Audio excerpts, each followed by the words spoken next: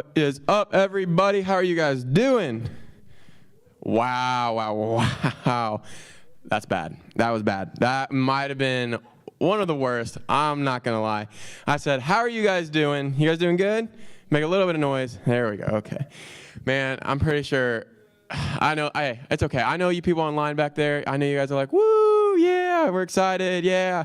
Even if we're not feeling it here, it's okay. But excited to be here with you guys. My name is Mike, if you don't know me. I'm the intern here. Let's do a little sad. Logan's not here today. Boo. We all miss him.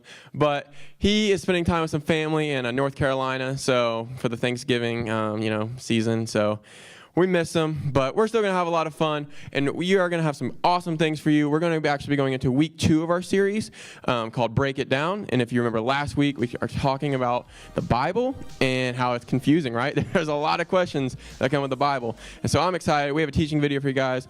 It's our good friend Terrence, and he's going to be talking to you guys more in depth about that. So we got that coming for you guys, and of course, we're going to play a fun game, as always. And so it's going to be a great time. We're going to have small groups. It's going to be great.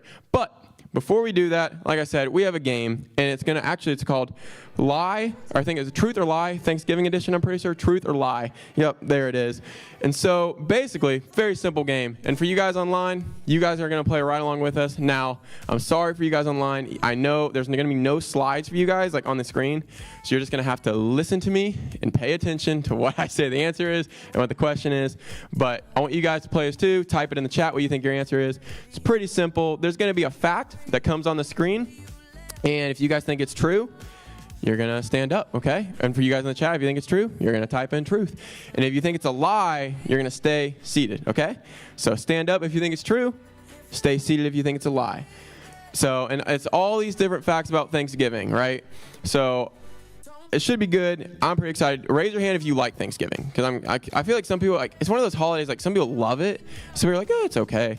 I personally, yes, okay. A lot of you guys, good. I love Thanksgiving because, right? Well, let's say the most important thing, family, people, you get to see family and all this stuff. Yes, I know that's the first thing. But for me personally, food and football. I mean, that's pretty great, right? You get amazing food that you don't really get any other time of the year. Like, you can, but it's just kind of like weird. But like, you get those good Thanksgiving foods and some football. It's a great time, and you're around people you love. It's a good time, and sometimes it's a crazy time, right? Because family's crazy, but it's a good time, and it's gonna be weird this year with COVID, of course, but I'm looking forward to it. But anyway, so we're gonna play a game, kind of just to get in this Thanksgiving season. So stay seated if it's a lie, stand up if it's the truth. Here we go. The Butterball Turkey Talk line answers almost 100,000 calls each season. The Butterball Turkey Talk line answers almost 100,000 calls each season. So if you think that's true, stand up. If you think it's a lie, stay seated. I'm going to be honest. I didn't even know that there was a Butterball Turkey Talk line. I don't know why that's, I mean, if this is true, I get why it's a thing, because that's a lot of people calling it.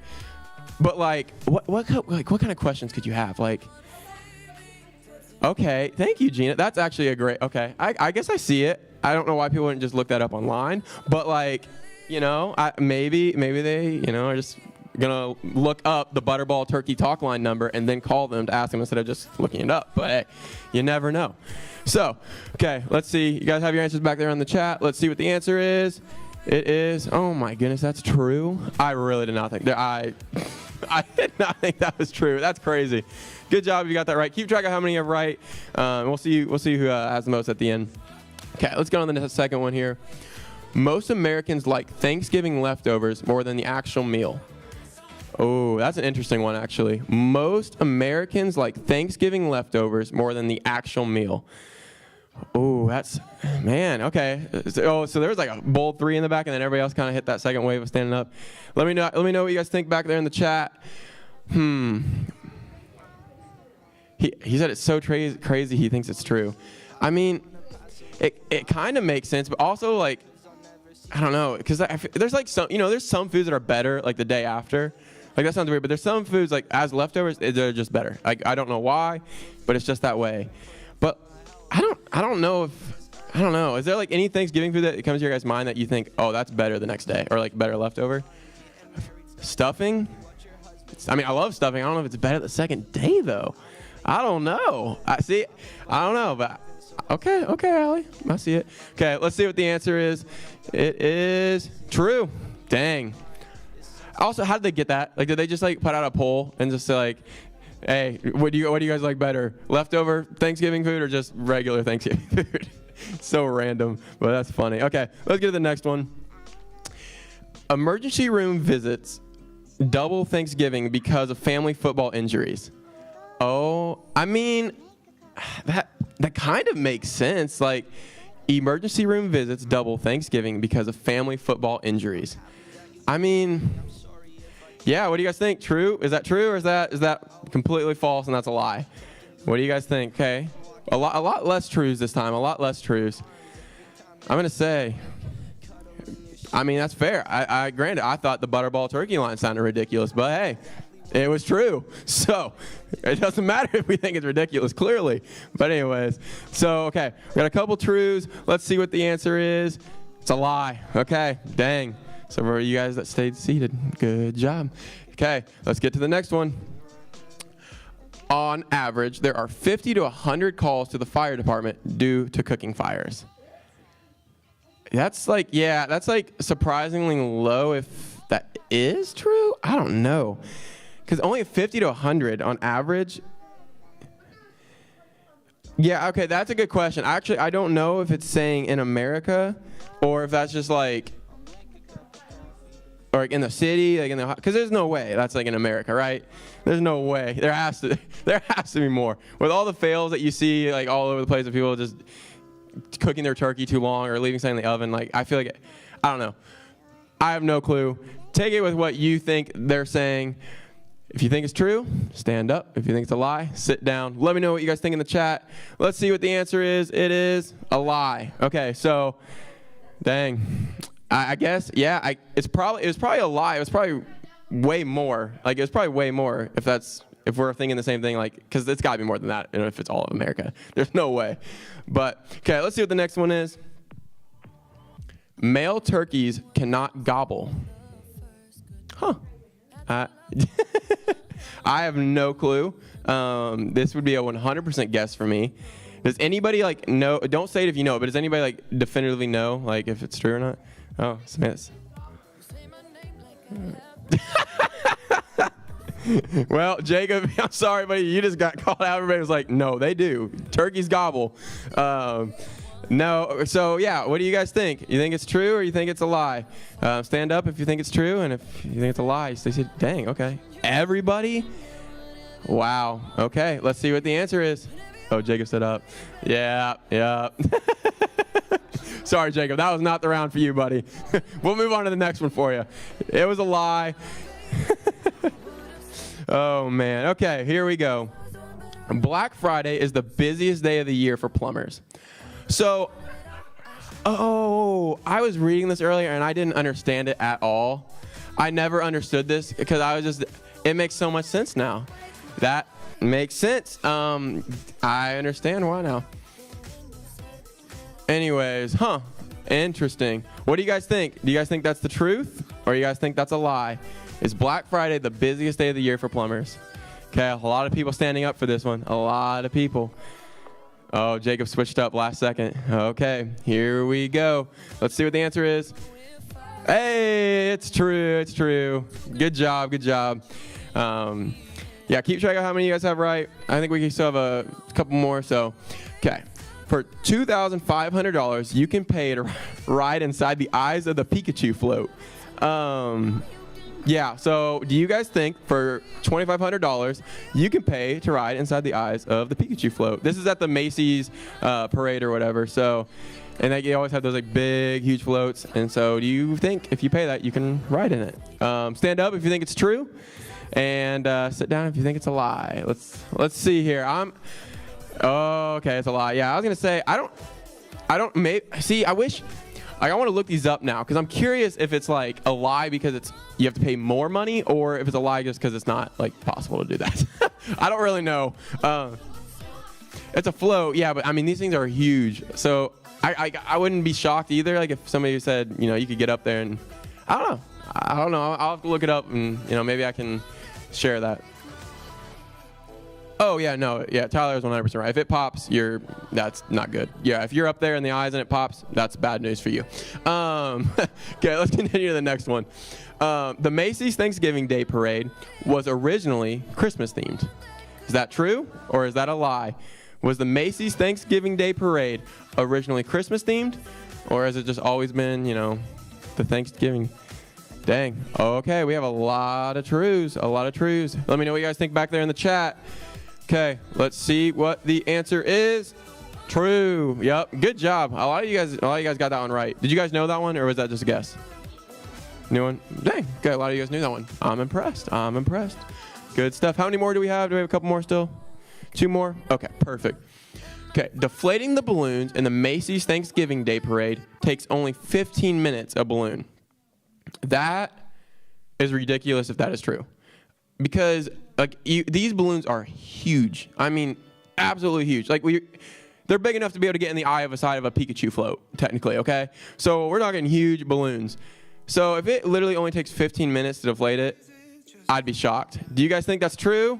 Stand up. If you think it's a lie, stay seated. Oh, we got one. Oh, dang. Okay. Can he continue the perfect streak? Let's see what the answer is. Dang. He continues the one and only. It's true. It is true. That is absolutely crazy. I'm going to look that video up. I really want to see one of these huge balloons be deflated in 15 minutes. I can't even imagine. That just doesn't make sense, but no. It's just for pride, just so he can say he's winning. So, okay, this is our last one. I think, right? This is our last one? Perfect. Okay, so this is for it all. Can you get a perfect streak? Do most Americans consume up to 229 grams of fat during the big meal? That is very sad that is a statement, man. Or, I mean, it's also kind of awesome. It's not awesome. It's really, really unhealthy, but it's kind of, cool that, okay, it's not really cool. But it's cool to be able to say, wow, look what we do. We can eat. We can eat, people. But anyways, do you guys think it's true, or do you guys think it's a lie? Do most Americans consume up to 229 grams of fat during the big meal? Oh, he's switching it up. Let me know what you guys think back there in the chat as well. Here we go. Let's see it. Last one. It is. Oh my, it's true. That is a lot. That is so sad. Dang. So, Jacob, did you get all of them right? Dang. He's undefeated. A little round of applause for him. No, there's no prize. It's just he gets a little clap for getting it perfect and knowing his Thanksgiving facts. So, good for you. That was awesome. Hope you guys had fun with that game. Like I said, I'm excited for Thanksgiving. Can't wait. I'm looking forward to it, even though it's going to be a lot different this year, right? Because I know, for me, I'm not getting to go see a bunch of, other cousins that I don't, normally see and all that. So it's going to be different. It's going to be weird, but still going to be a good time. Being around those family members that are closer to you and stuff, or eating good food and watching football. So I'm excited. But hey, I hope you guys had fun with that. We are now going to go into week 2 of our series, as I was saying, break it down. And I want you guys to pay attention to the screens real quick. We got a video for you guys. And like I said, our friend Terrence is going to be continuing us in this series. So take a look at the screens.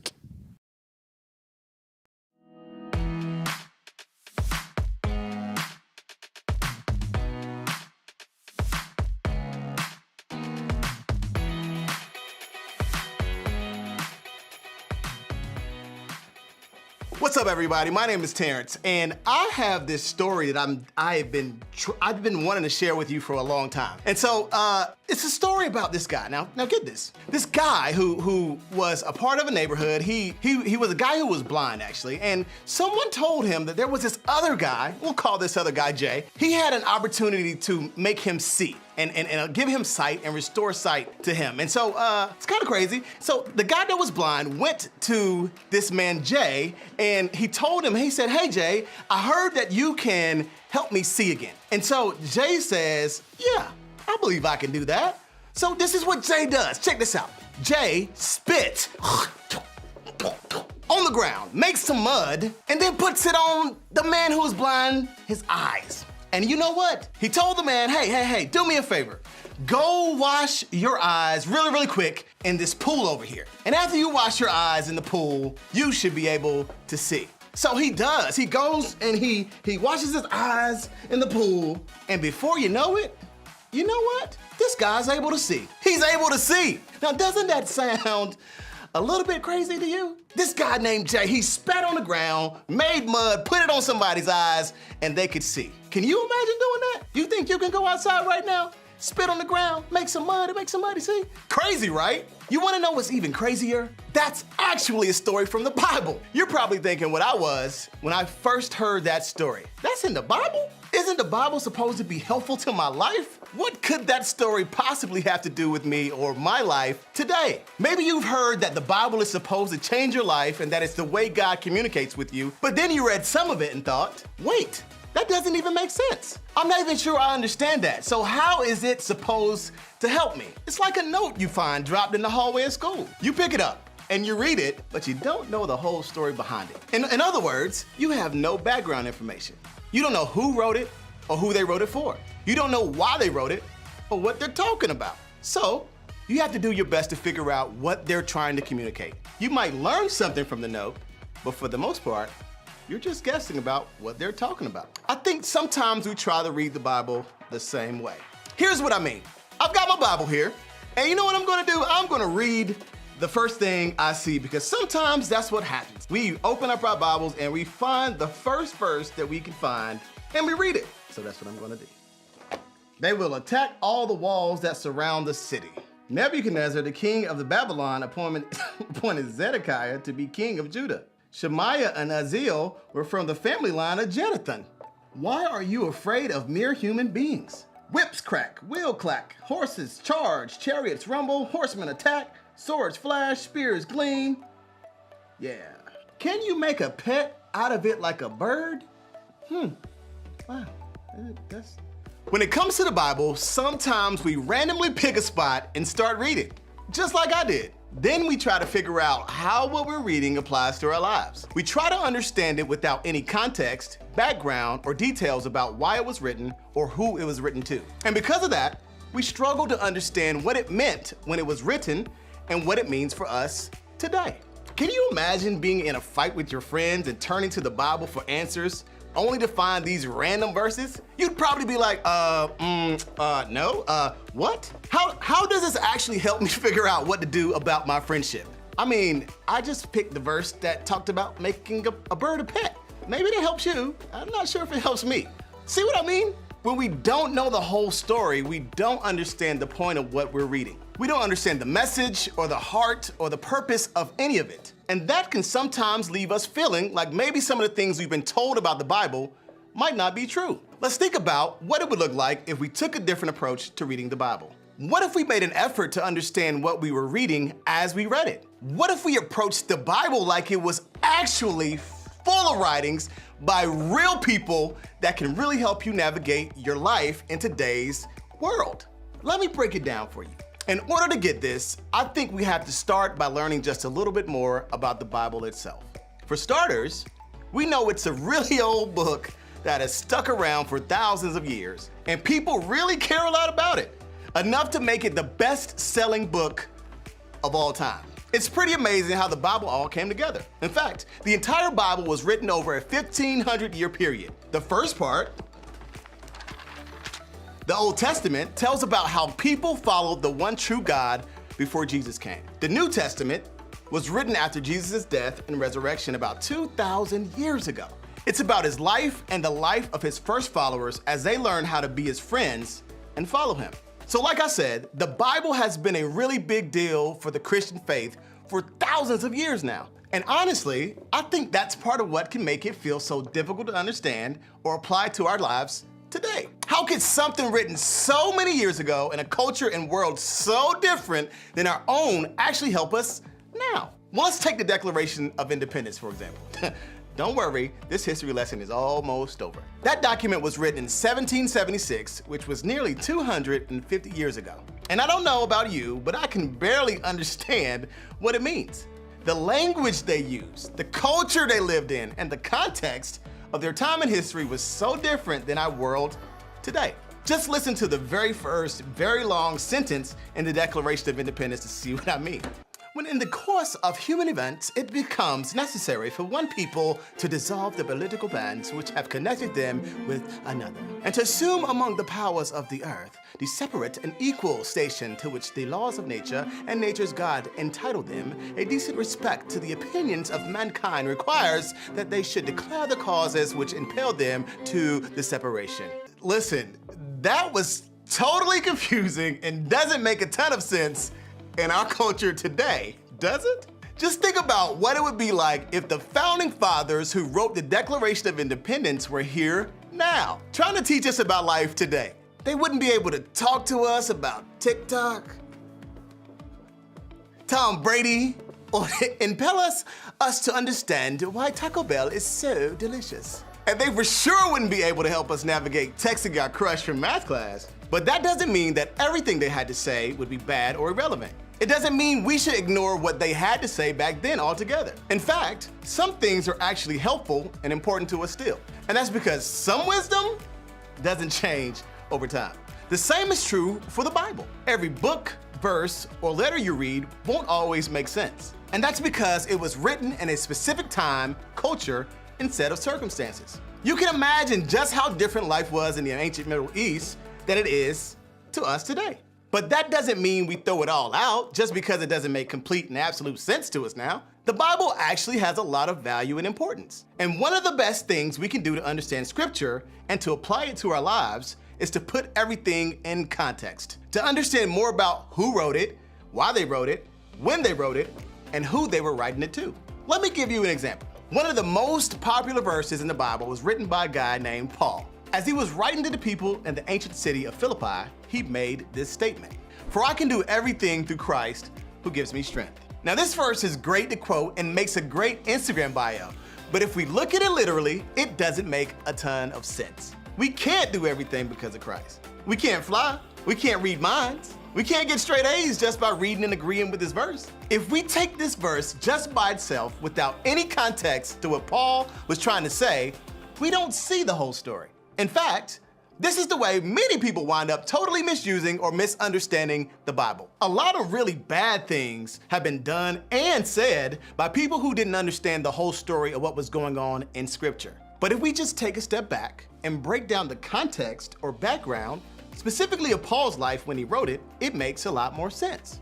See, Paul wrote this verse from prison. He had been arrested for telling people about Jesus, which wasn't popular with the people who were in charge 2,000 years ago. He told the people he was writing a letter to that no matter what he went through or how hard life got, he was confident that he would be okay, even in prison. Why? Because he had found that Jesus gave him all the strength he needed to make it through. Now, I don't know about you, but that makes a lot more sense to me. That changes the way I see the verse. And even though I'm not in the same position or place that Paul was when he wrote it, understanding more about why he wrote it helps me to see how it applies to my life. When you know the whole story, things make more sense. So if knowing the whole story can help us with one well-known but often misunderstood statement from the Bible, what if it could help us with every other part too? If we want to understand the Bible better, we have to explore the full story of what was going on. We have to learn a little more about the background of what we're reading.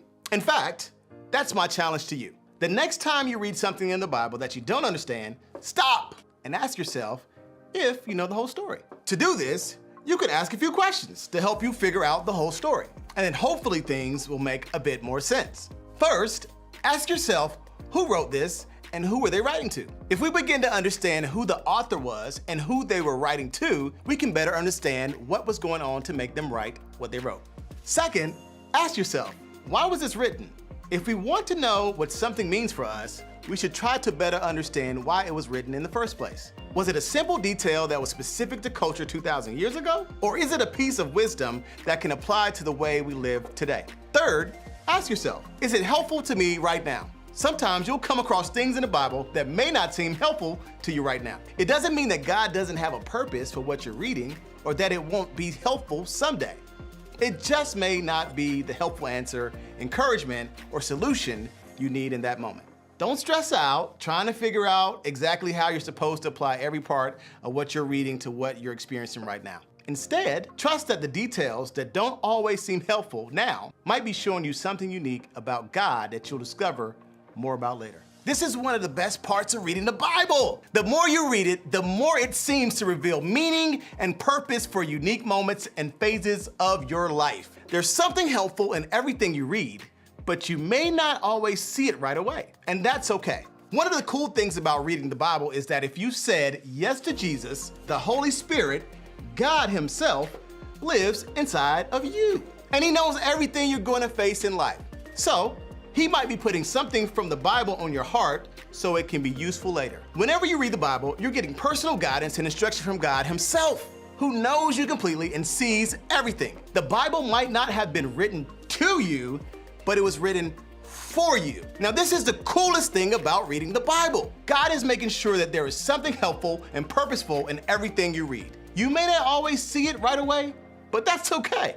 Remember, when you know the whole story, things make more sense. Now, you're gonna get an opportunity to tackle some of these questions together in group. And your leader is a great person to turn to when you can't seem to find the answers. Your leaders are there to help you understand the whole story of what you're reading in the Bible. Maybe you'll wind up understanding more about who God is. Maybe you'll begin to see how the Bible is helpful to you for the first time ever. Maybe it will all begin to make more sense.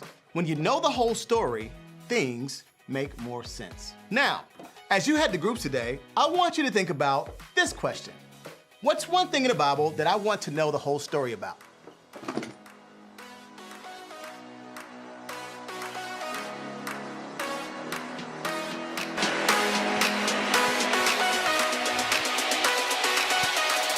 Cool. Perfect. Awesome. What a great, week 2 of our series, Break It Down. Continuing this idea of, a confusing book, the Bible. And we talked about this idea today. When you know the whole story, it makes more sense, right? Because a lot of the time, and I'm right with you guys, when we read something in the Bible or we read a story, we are not thinking about like the context of what that means. That we just take it for literally what it says, right? I mean, hey, that's what the words say, so that's what it means. But that's the thing. There's so many times in the Bible where if we don't know the context of what's going on, it's not going to make sense to us, right? Because there's such a deeper meaning. And that's why I talked about a little bit last week too, is we want to dive deeper than just what the words say on that page, right? We want to go past the surface level of it. And so kind of putting together the pieces, taking those 3 questions that we had last week, if you apply those to when you read, you will be able to go deeper. Think about the context of what you're reading, rather than just, take it for what it literally says. And I promise you, you will get so much more out of it. And granted, you're not going to understand everything still. I'm so far away from understanding everything about the Bible. But it will help you to think about the Bible in a new way that you never have before. And it'll help you to understand that God loves you, and that through this book, through this Bible, through these words that God has given us, how we can see and view that love. But as Terrence was saying in the video, we're about to head to small group. And in small group, he told you guys, think about a question, think about any question you have in the Bible, like of a story, of maybe of a part of a story, and think about that and talk about that in your group. And granted, you might not know the exact answer, but you can at least look at that as a group, right? And dive deeper into that and explore that and try to find what the answer is and go into the context of it and look at it. And that's kind of where I want to lead you guys off with in small group. For you guys back there online, same thing for you guys. You guys are going to go into Zoom small groups. If you have any questions, if you need to get connected to a group, if you're new, if you don't know how to get to your Zoom link, whatever that is, type that in the chat. We'll get that figured out for you. But as far as here, same rooms as always. Remember, after groups, just head on down these stairs right here, and then go ahead and head out. Your parents will either be waiting there or outside for you. Same as always, but we love you guys. We hope you guys have had a good week with us. Thank you guys for coming. It'll be the same time next weekend. And, hey, have fun in small groups. Love you guys. Peace.